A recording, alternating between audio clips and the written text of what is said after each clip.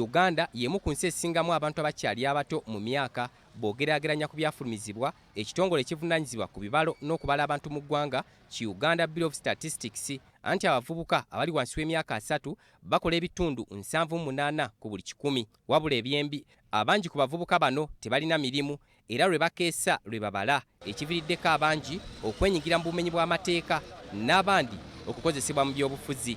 John Kakungulu wa Lugembe akulira abali mirimu emitonotono okuyita mu kibiina ekibataba ki Federation of Small and Medium Sized Enterprises Uganda agamba nti n'abasobodde okwetandikirawo emirimu bamaliriza balemereddwa.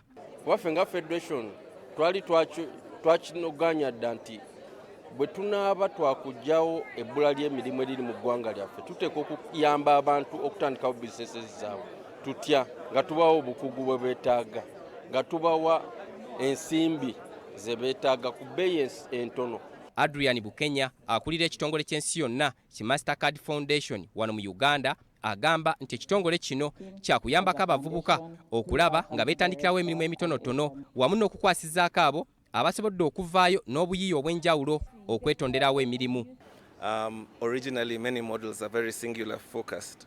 We were trying to now see how we can engage the ecosystem, the banks, the financial institutions, and see how we can mainstream this access to finance solutions to make financing affordable for entrepreneurs and then make the environment under which the policies are delivered agreeable for them to grow.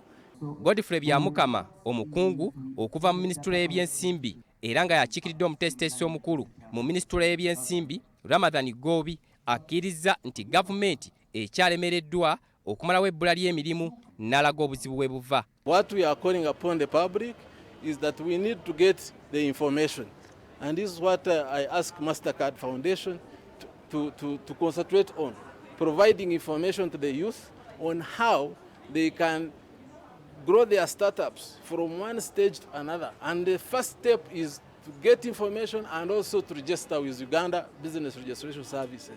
It is very easy. Government has simplified these processes, and once you do that, you get facilitated, you even are able to access credit.